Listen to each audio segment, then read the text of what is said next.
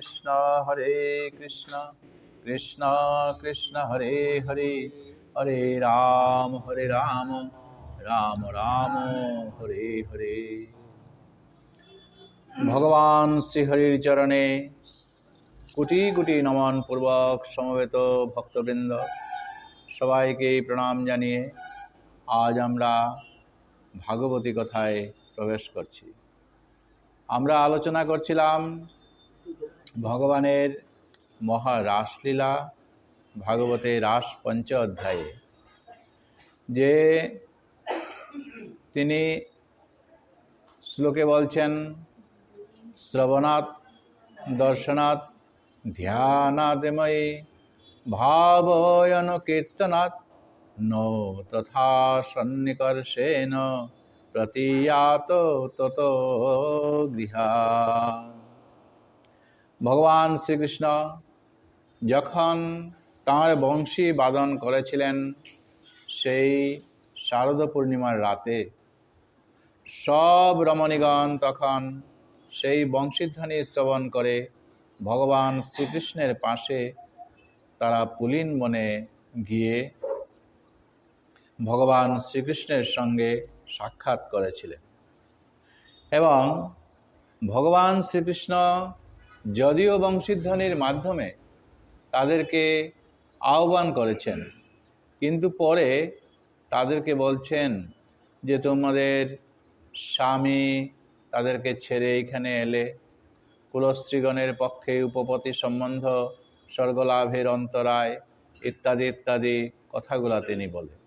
তো এইভাবে ভগবানের কাছে আসার চাইতে তিনি এই শ্লোকটাই পরে উল্লেখ করছেন যে আমার বিষয়ে যারা নাকি শ্রবণ কীর্তন আর শ্রীমূর্তির দর্শন ও ধ্যান নিরন্তর আমাকে নিয়ে তারা চিন্তা করেন এবং আমার প্রতি যাদের ভাব উদয় হয়, আমার সান্নিধ্যে বাস করলে সেরূপ হয় না।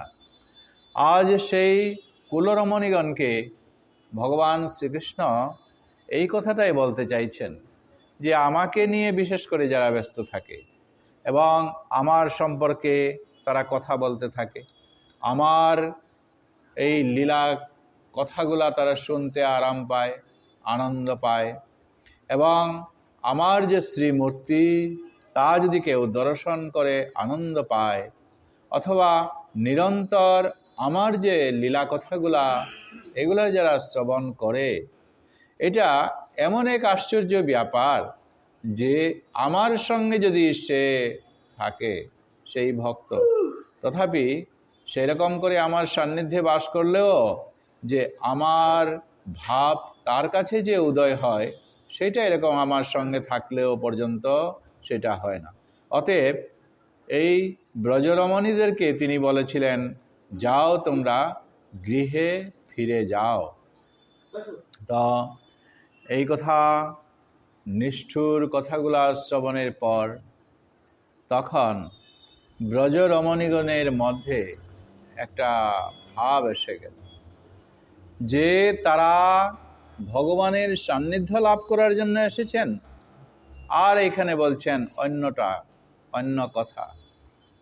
অন্তর্যামী ভগবান ব্রজাঙ্গনাগণের অন্তরের ভাব বুঝতে পেরে শেষ বাক্যে মধুর বচনে তিনি চরম কষাঘাত করে বলেছিলেন যে দেখো, যদিও সমস্ত সুখ সম্পত্তি তোমাদের জলাঞ্জলি দিয়ে এখানে এসেছ, তথাপি আমার ন্যায় পরপুরুষের সঙ্গেতে তোমাদের এরকম উপপত্য দোষে লিপ্ত হতেই হবে।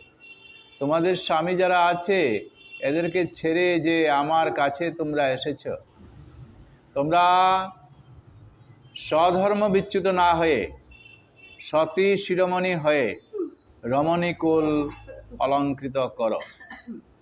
আর এই সঙ্গে তিনি বলছেন যে বিশেষত আমার অঙ্গ সঙ্গে আমিও তোমাদের সঙ্গে ঔপপত্যে দোষে দোষী হব। যারা অঙ্গ সঙ্গকে ভালোবাসার লক্ষণ মনে করে তারা বিশুদ্ধ নির্মল ভালোবাসার সারমর্ম জানে না। বিশুদ্ধ ভালোবাসার লক্ষণ হচ্ছে কি, যে যাকে আমরা ভালোবাসি তার কথা শ্রবণ করা, তার কথা কীর্তন করা, দর্শন করা, স্মরণ মনন আর তার ধ্যান করা।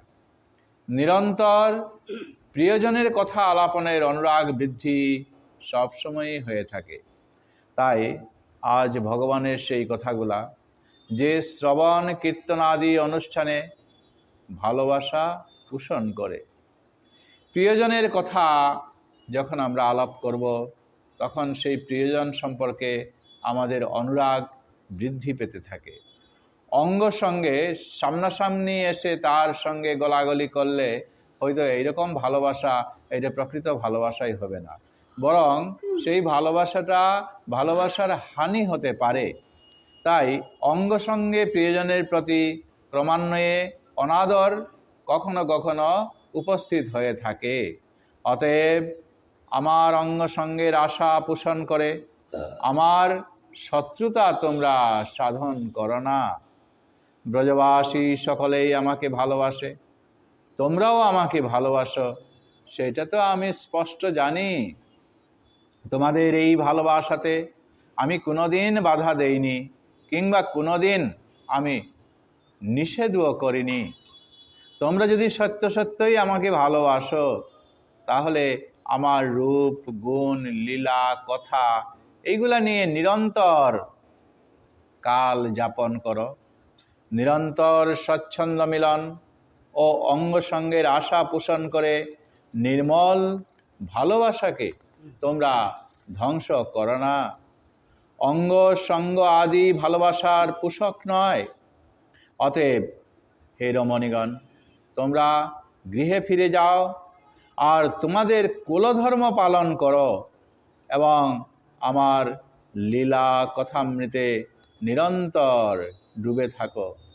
আমার অঙ্গ সঙ্গ লালসার পরিণাম আমার প্রতি তোমাদের অনাদরের হেতু হবে। কলঙ্কজনক অঙ্গ সঙ্গ লালসা এইগুলা তোমরা পরিত্যাগ করো। কৃষ্ণগত প্রাণা ব্রজগোপীগণ তাঁদের প্রাণকোটি প্রিয়তম কৃষ্ণের অঙ্গ সঙ্গে তার মহা অনিষ্ট হবে শুনে তারা একেবারে বিস্মিত, অভিভূত হয়ে নির্বাক হয়ে গেলেন। কারণ তারা কেউই আত্মেন্দ্রিয় তর্পণের জন্য কৃষ্ণের নিকট আসেননি। তারা এসেছেন প্রাণনাথের সর্ব ইন্দ্রিয়ের সুখবিধান রূপ সেবা করার জন্যই তো।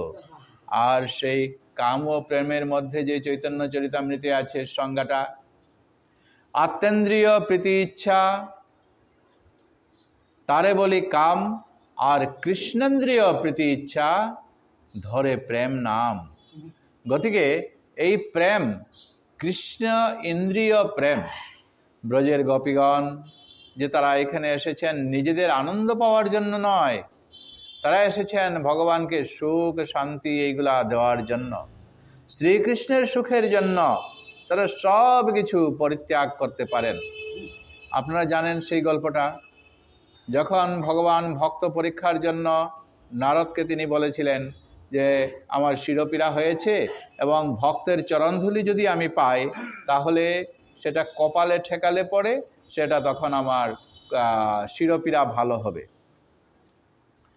নারদ ভক্ত, পরম ভক্ত, মনে মনে ভাবছেন তিনি একজন পরম ভক্ত, তবে এই সুযোগে আমার চাইতে আর কে ভক্ত আছে একবার দেখা যাক না পরীক্ষা করে। তাই তিনি বেরিয়ে পড়লেন। ক্রমে ব্রহ্মলোকে ব্রহ্মার কাছে গেলেন। ব্রহ্মা নাকচ করে দিলেন, বললেন ভগবানের পদধূলি পাওয়ার জন্যই আমরা আছি, আর তুমি বলছো আমার পদধূলি। যাও নারদ এখান থেকে, ভক্তি থেকে আমাকে অধঃপতন করো না।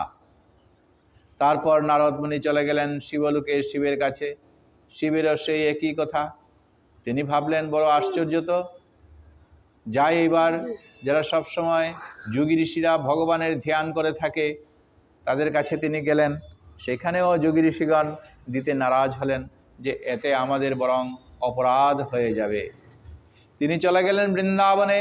আর বৃন্দাবনে যখন গোপীদের কাছে এই কথাটা বললেন, ললিতা তখন তাঁর আঁচল পেতে, ও বিশাখা ও চম্পকলতা ইত্যাদি তাদেরকে ডেকে ডেকে তখন বললেন যে ভগবান শিরোপীড়ায় ভুগছেন, তোমাদের চরণধুলিগুলা দাও।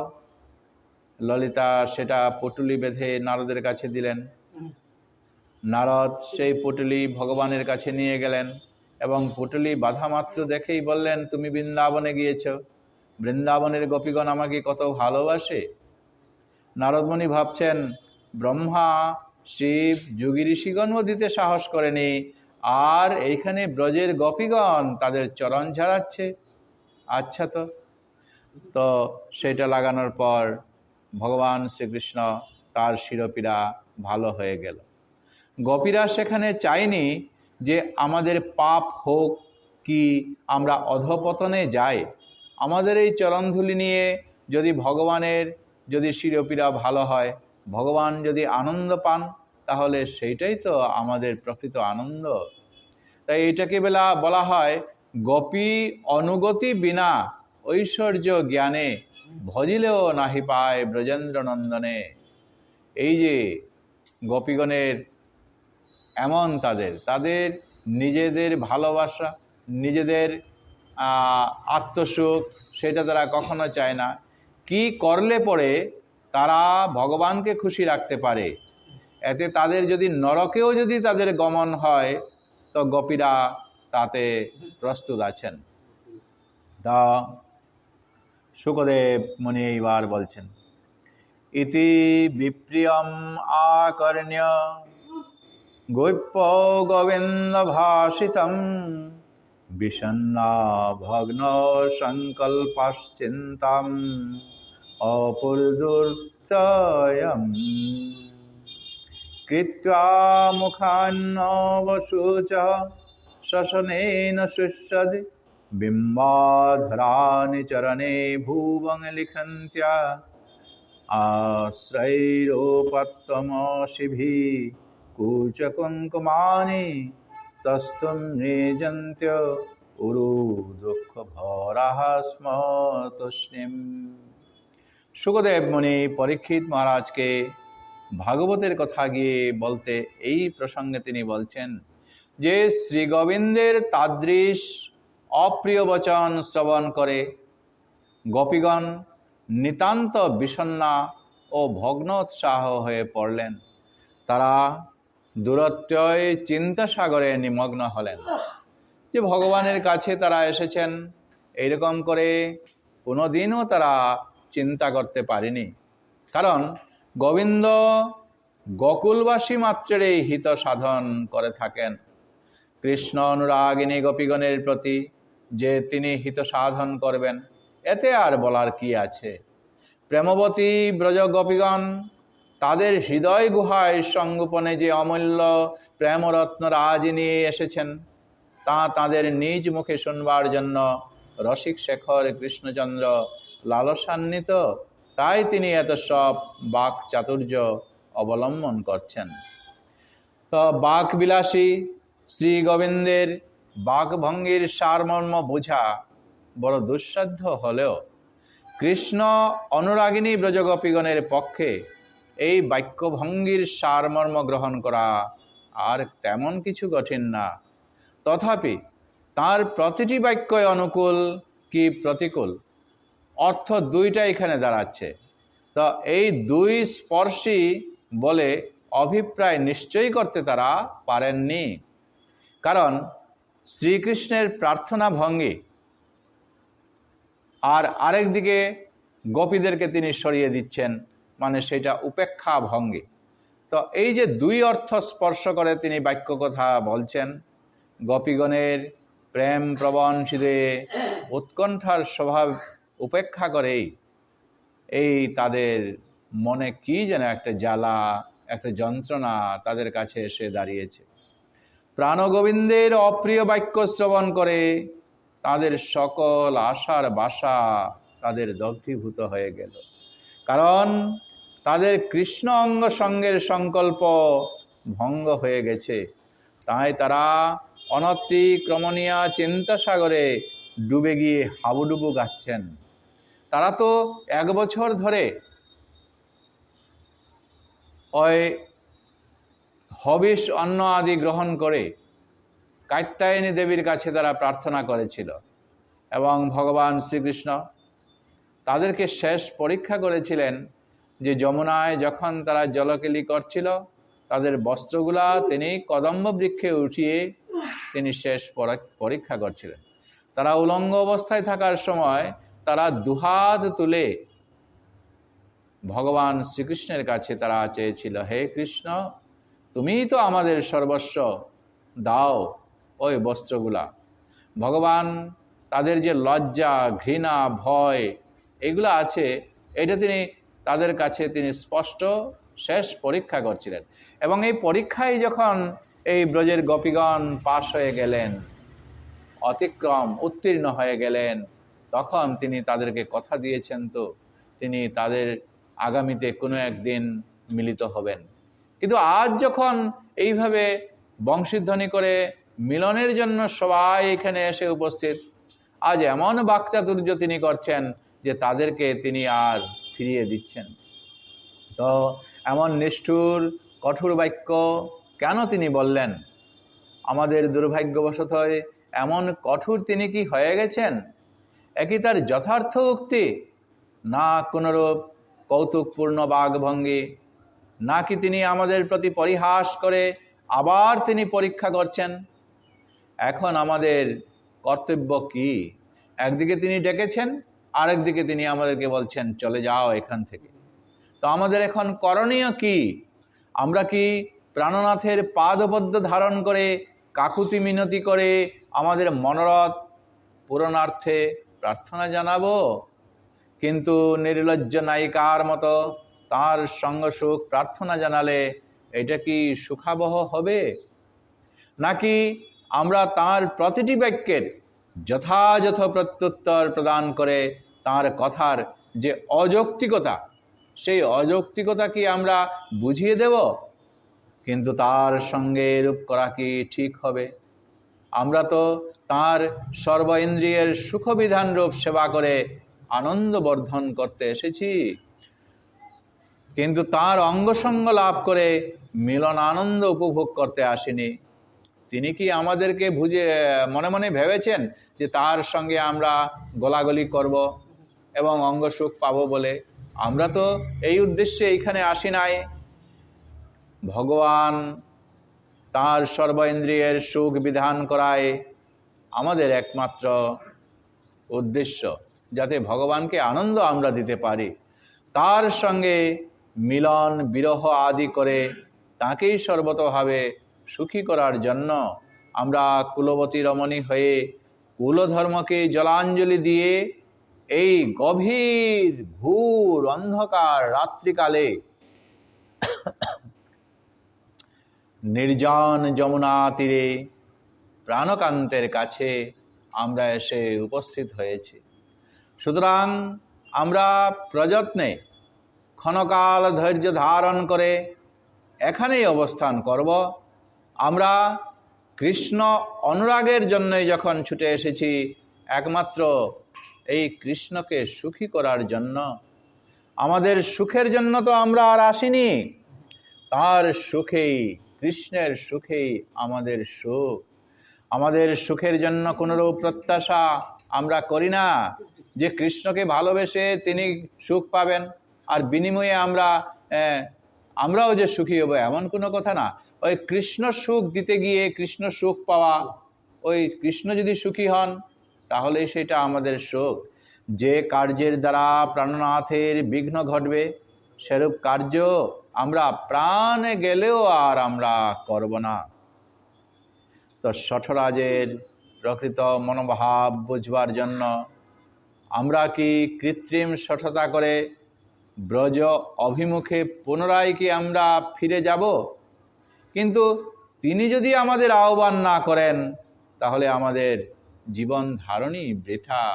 যদি আমরা একটু মান করি, অভিমান করি, আর কৃষ্ণ যখন বললেন তখন আমরা যদি ফিরে যাই, আর দ্বিতীয়বার যদি আমাদেরকে তিনি আবার পুনরায় যদি আমাদেরকে না ডাকেন, তাহলে আমাদের কি যে অবস্থাটা হবে।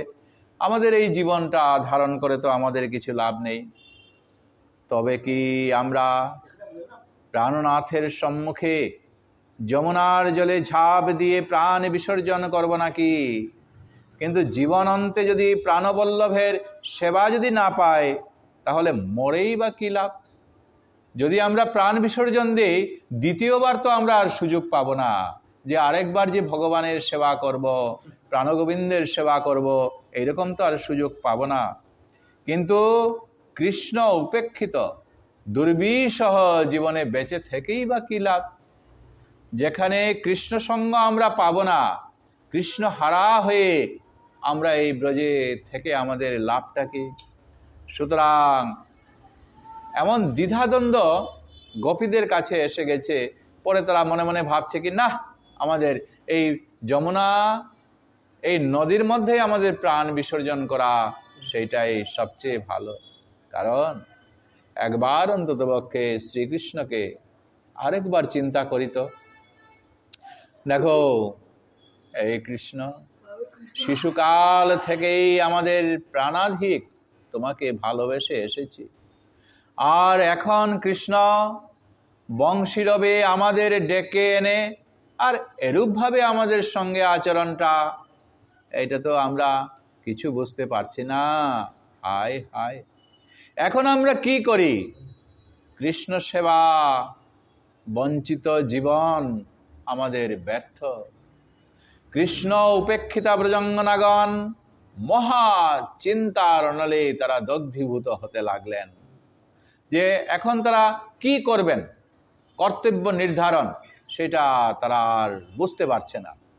শ্রীকৃষ্ণ যে তাদেরকে উপেক্ষা করেছেন এবং যে হুলের মতো তাদের কাছে, গোপীগণের কাছে যে বিদ্ধ করেছেন, গোপীগণের এখন সে কি অবস্থা যে সুইচ দিয়ে কারো শরীরে যদি গাঁথা হয় তো বেদনা হয়, কিন্তু কথা দিয়ে যখন কাউকে গাঁথা হয়, সেটা ব্রজের গোপীগণ মনে মনে ভাবছেন কি, ওই যে ভ্রমরের মতো হুল দাগানো, সুইচ দিয়ে অঙ্গে হুল দাগানো বিধা, সেটার চাইতে বাক্য দিয়ে যে আমাদেরকে এইরকম করে তিনি কথাগুলা বলছেন, এ অধিক অধিক। তাঁদের আশা নিরাশা সমস্তই তাঁদের প্রাণ গোবিন্দের শ্রীচরণে নিবেদন করে নির্বাক হয়ে তারা তখন কি করবেন কি না করবেন, তারা মাথা নত করে ওইখানে দাঁড়িয়ে থাকলেন। শ্রীকৃষ্ণ অনুরাগিনী ব্রজরমণীগণ বংশীধারীর মোহন বংশীনাদ শ্রবণ করে পরমানন্দে আত্মহারা হয়ে মনের সাধে প্রাণনাথের সেবা আশা নিয়ে এইখানে ছুটে এসেছিলেন। কিন্তু এখন শ্যামনাগরের উপেক্ষা বচন কথাগুলা শুনে তারা একেবারে দগ্ধীভূত, জ্বালায় পুড়ায় তাদের বুকটা একেবারে ঝলসে গেছে। এই অবস্থায় তারা কিংকর্তব্য বিমূঢ় হয়ে চিন্তা সাগরে তারা ডুবে রইলেন, হাবুডুবু খাচ্ছেন এখন। কিন্তু তাদের স্বভাব সিদ্ধ ব্রত ত্যাগ করে অন্য কোথাও তারা যেতে পারছেন না। কারণ কৃষ্ণ ছাড়া তাদের এই হৃদয়, কৃষ্ণ ছাড়া তাদের এই জীবন ব্যর্থ। ব্রজগোপীগণের বিশুদ্ধ প্রেমের এই স্বভাব যে প্রিয়জনের আদর বা অনাদর তারা সমভাবেই গ্রহণ করে থাকেন। তা ঠিক এইরকম করে শ্রীমান মহাপ্রভু রাম রায়কে শিক্ষাষ্টকের একটা শ্লোকে তিনি বলেছেন, আশ্লিষ্য বা পাদরতাং পিনষ্ট মাম দর্শনান মর্মহতাং করতু বা যথা তথা বা বিদধাতু লম্পটো মত প্রাণনাথস্তু স এব না পরহ। এটার হচ্ছে কি, বিশাখাকে তিনি বলছেন যে হে সখী বিশাখে, শ্রীকৃষ্ণ তার পদদাসী আমাকে আলিঙ্গন দিয়ে বক্ষস্থলকে নিষ্পেষিত তিনি করুন, কিংবা দর্শন না দিয়ে আমাকে মর্মাহতই করুন, অথবা সেই বহুবল্লভ লম্পট পুরুষ যেখানে সেখানে বিহার করুন, আমার প্রতি যাই বিধান করুন না কেন, তিনি অপর কেহই নহেন, আমারই প্রাণনাথ।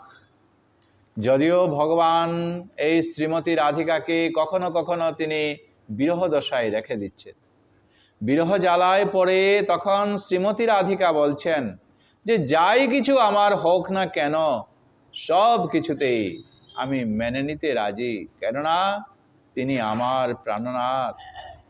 ব্রজদেবীগণ শ্রীকৃষ্ণ সেবা অধিকারে বঞ্চিত জীবনকে তারা ব্যর্থ মনে করছে, অতিশয় দুঃখ ভরে মৌন অবলম্বন করে তারা অবস্থান করছিলেন। তাদের প্রবল দুর্দৈবের পীড়নে আজ তারা বিধাতাকে হাত জোর করে কেঁদে কেঁদে তারা বলছেন, হে বিধাতা, তুমি কি আমাদের ললাটে এরকম করে বিড়ম্বনার কথাই লিখেছিলে? যেদিন আমাদের জন্ম হয় ওই ষষ্ঠী অর্থাৎ ষষ্ঠ দিবসে নাকি বিধাতা প্রত্যেকের কপালে কিছু না কিছু লেখে থাকেন।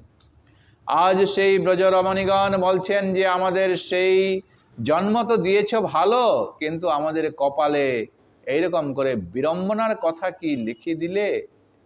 তারা অতিশয় দুঃখ ভরে চিন্তায় মরণাধিক যন্ত্রণায় পীড়িতা, তাই তারা অধোমুখে নির্বাক হয়ে ওইখানে অবস্থান করছিলেন।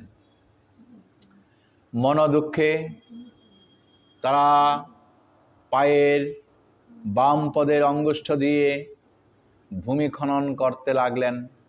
আর এইভাবে পায়ের নখ দিয়ে যখন ভূমি খনন করছেন তখন পৃথিবীকে বলছেন ব্রজের গোপীগণ, হে সীতা জননী, তুমি দক্ষিণী সীতার মতো আমাদের তোমার ক্রোড়ে স্থান দাও। যখন সীতা অতিষ্ঠ হয়ে তাকে এমনকি স্বয়ং স্বামী রামচন্দ্র প্রভু পর্যন্ত তাকে বলছিলেন সীতাকে অগ্নি পরীক্ষা না করে আমি আর গ্রহণ করব না। লঙ্কা জয়ের পর রাবণের কাছ থেকে যখন এই সীতা দেবীকে উদ্ধার করলেন, আর যারা প্রজাগণ ছিলেন তারাও বলছেন যে সীতা পাপিনী বলে, তখন রামচন্দ্র প্রজাদের মনোরঞ্জনের জন্যই তিনি সীতাকে বলছিলেন অগ্নি পরীক্ষা দিতে হবে, আগুনে যদি তোমাকে না পুড়ে তাহলে তুমি বিশুদ্ধা, আর সবাই সেটা জানতে পারবে। সীতা আর কত দুঃখ জানবেন, কত দুঃখ তিনি সহ্য করবেন। তিনি যেইমাত্র বিয়ে হয়ে গেছে, তিনি 14 বছর বনবাস গেছেন, রাবণের দ্বারা অপহৃত হয়েছেন, অশোক বনে কত কষ্টে তিনি খেয়ে না খেয়ে এইভাবে দিন কাটিয়েছেন। এরপর আবার তিনি এইখানে এসেছেন, এখন নাকি আবার অগ্নি পরীক্ষা দিয়ে রাজা আর প্রজাগণ আমাকে গ্রহণ করবেন। তাই তিনি বলছিলেন যে এই পৃথিবী মাতাকে, এ আমার আর সহ্য হয় না দুঃখ, তুমি মাতা দ্বিধাগ্রস্ত হও আর সেই ফাটলে আমি প্রবেশ করি। মাতা সতী তাতে প্রবেশ করেছিলেন এই পৃথিবী মায়ের বুকে, ভূগর্ভে। আর ঠিক সেই রকম করে ব্রজের গোপীগণ বলছেন যে হে ধরিত্রী মাতো, তুমি বিদীর্ণ হও, আমরা ভূগর্ভে প্রবেশ করি। তখন তারা তাদের সুখ সন্তাপজনিত ঘন দীর্ঘ নিঃশ্বাসে কাজল ধোয়া নয়ন জলে স্তনে লিপ্ত কুমকুম খালন করছিলেন। তাতে মনে হচ্ছিল তারা যেন তাদের বক্ষে শ্যাম বর্ণরেখা কেটে তাদের কলেবরকে করাত দিয়ে বিদীর্ণ করতে উদ্যত হচ্ছেন। অতিশয় দুঃখ ভারাক্রান্ত হয়ে হতচৈতন্য অবস্থায় নিশ্চলভাবে অবস্থান করছিলেন। বেদনার তাপে তাদের বক্ষস্থল ফেটে যাচ্ছিল। তারা ভাবলেন আমাদের বক্ষস্থল যদি ফেটে প্রাণ ত্যাগ হয় তাহলে প্রাণ গোবিন্দের সেবা সৌভাগ্য থেকে বঞ্চিত হব। অতএব আমরা কেঁদে কেঁদে নয়ন জলে বুক ভিজিয়ে আমাদের বুকের জ্বালা নিবারণ করব। তাই তারা কৃষ্ণ উপেক্ষিত বচন বক্ষের কুমকুম নয়নে নয়ন জলে ধুয়ে মুছে দিলেন। তো এখানে রঘুনাথ ভাগবত আচার্য প্রভু শ্রীকৃষ্ণ প্রেম তরঙ্গিনী গ্রন্থে সুন্দর একটা পদ তিনি উল্লেখ করেছেন। কৃষ্ণ যখন এইভাবে নিষ্ঠুর বাক্য বলেছেন তখন সেই নিষ্ঠুর বাক্য সম্পর্কে তিনি এখানে উল্লেখ করছেন প্রেমতরঙ্গিনী গ্রন্থের একটা অংশ। কৃষ্ণের নিষ্ঠুর বাণী শুনি ব্রজরামা, বিষাদে মোহিতা গোপী হইল হতকামা। ত্যাগ ভয়ে সুখ শ্বাসে শুকাইল অধর, হেট মাথে পদনখে লেখে ক্ষিতিতল। নয়নে গলয়ে জল তনু বাইয়া পড়ে, কাজল মলিন কুচ কুমকুম পাখালে। নিঃশব্দে রহে গোপী পাইয়া দুঃখ ভার, এক পদ হইতে পদ না তুলিল আর। এইভাবেই না ছাড়ো কানু ধরিলু চরণে, পদযুগ সেবা সবে মাগে গোপীগণে। গোপীগণ বলছেন আমরা আর এখন বাড়িতে গিয়ে লাভ নেই, তুমি যাই করো না কেন ওই তোমার চরণ ধরে আমরা এখানে থেকে গেলাম। পদযুগ সেবা সব গোপীগণ তারা এখানেই চাইছেন।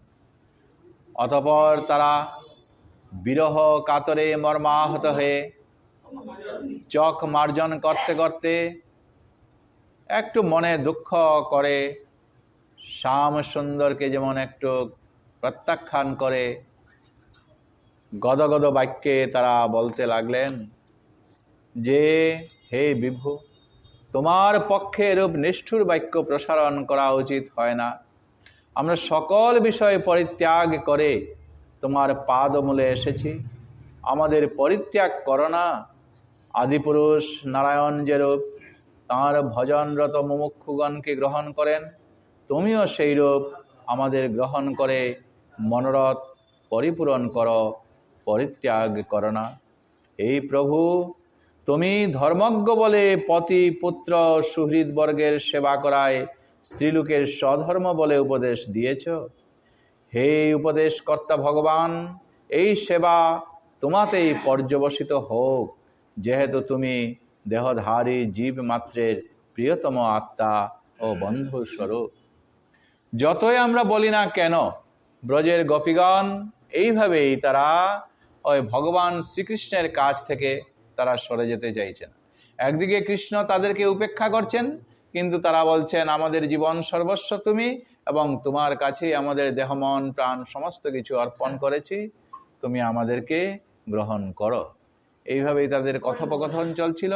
পরবর্তীতে তা আমরা আলোচনা করব। আজকের দিনের পাঠের বিশ্রাম আমরা এখানেই দিচ্ছি। নাম সংকীর্তন যস্য সর্ব পাপ প্রণাশনম, প্রণামো দুঃখ শমনস্তং, নমামি শ্রী হরিপদম। গুরবে গৌরচন্দ্রায় রাধিকায় তদালয়ে, কৃষ্ণায় কৃষ্ণ ভক্তায় তদ্ভক্তায় নমো নমঃ। পঞ্চাকল্পতরুভ্যশ্চ কৃপা সিন্ধুভ্য এব চ পতিতানাং পাবনেভ্যো বৈষ্ণবেভ্যো নমো নমঃ।